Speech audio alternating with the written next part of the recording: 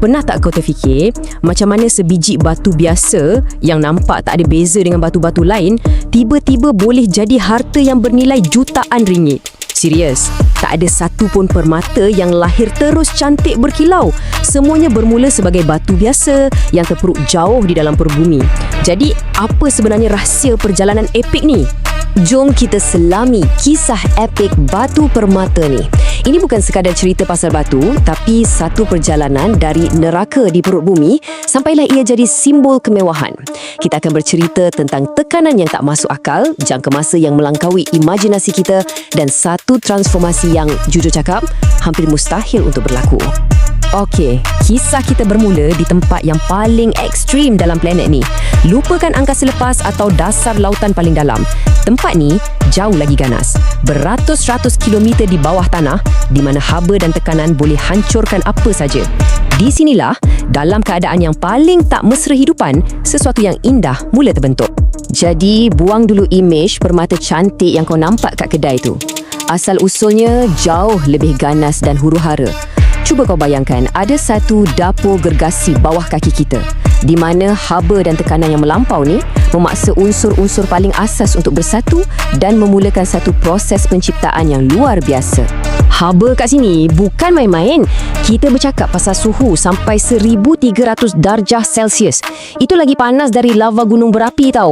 Dalam relau semula jadi inilah, semua unsur cair dan mula bercampur. Haba inilah yang jadi pencetus, yang memecahkan ikatan lama dan sediakan bahan mentah untuk cipta sesuatu yang baru dan sempurna. Dan bukan setakat haba je. Ada satu lagi kuasa yang lagi dahsyat, tekanan. Bayangkan berat seluruh lautan dunia ditindih atas satu titik kecil.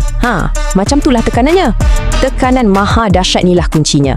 Dia paksa atom-atom untuk berpegang sesama sendiri dengan sangat kuat, beratur rapat-rapat sampai membentuk satu struktur kristal yang sempurna, asas kepada sesuatu yang hampir mustahil untuk dihancurkan.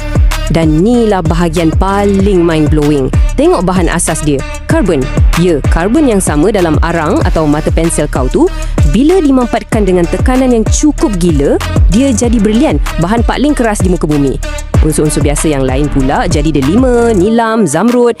Alam ni dia ambil benda paling ringkas dan tukarkan jadi harta karun. Memang magic. Okey, jadi fasa kelahiran yang ganas dah lepas. Kristal kasar dah terbentuk. Tapi kerja belum siap lagi. Ia masih tak sempurna. Sekarang, masa pula ambil alih. Masa jadi macam seorang tukang ukir yang paling sabar dan teliti di alam semesta ni. Bekerja dalam senyap selama berjuta-juta tahun. Skala masa ni memang susah kita nak hadam. Masa dinosaur masih hidup lagi atas muka bumi ni, kristal-kristal ni kat bawah tanah tengah perlahan-lahan membesar, menstabilkan diri. Dan bila manusia pertama mula wujud, permata-permata ni sebenarnya dah pun siap sepenuhnya, cuma tersimpan dalam gelap menunggu masa. Jadi, kau boleh bayangkan macam ni. Setiap juta tahun yang berlalu tu macam satu proses menggilap secara semula jadi. Masa tolong bersihkan segala kecacatan, tolak keluar benda asing dan bagi atom-atom tu susun diri dengan lagi sempurna. Proses inilah yang buat warnanya makin pekat dan kristalnya makin jernih. Setiap detik penantian tu sebenarnya tengah menambah nilai pada permata tu.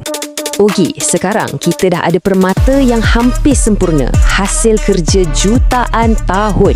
Tapi ada satu masalah besar, dia masih terperangkap beratus kilometer bawah tanah, macam harta karun dalam penjara paling dalam di dunia. Dan dia tak boleh keluar sendiri.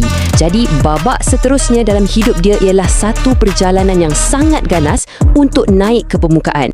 Permata-permata ni kena tumpang kuasa alam yang maha dahsyat untuk naik. Kadang-kadang dia tumpang magma dalam letusan gunung berapi yang brutal terus ditembak keluar ke permukaan. Ada masa pergerakan plat tektonik yang super perlahan tu sikit demi sikit tolak dia ke atas selama berjuta-juta tahun. Atau alam sendiri tolong dengan hakis lapisan tanah ke atas dia mendedahkannya perlahan-lahan. Untuk berlian, ada satu cara yang sangat special.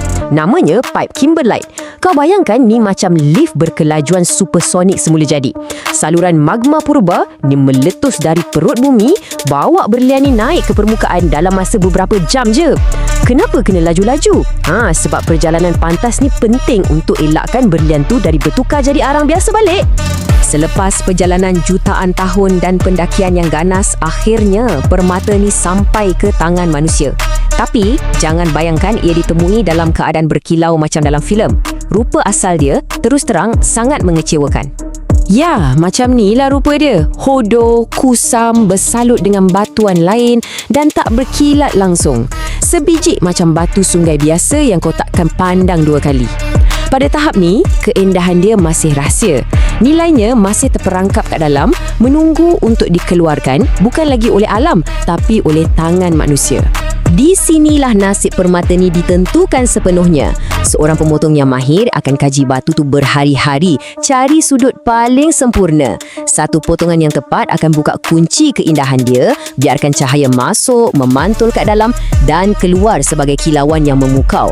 Nilainya boleh melonjak 100 kali ganda. Tapi satu kesilapan kecil, satu getaran tangan dan kerja alam selama jutaan tahun boleh hancur jadi debu dalam sekelip mata.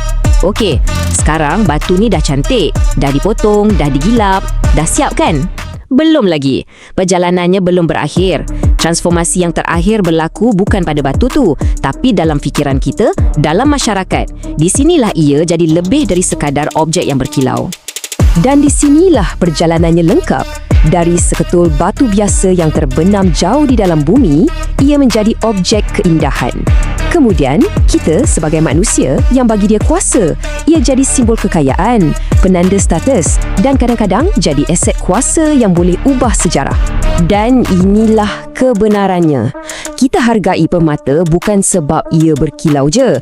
Kita hargai sebab ia adalah sebuah kapsul masa. Setiap satu permata adalah bukti fizikal tentang betapa dahsyatnya kuasa tekanan dan kesabaran alam.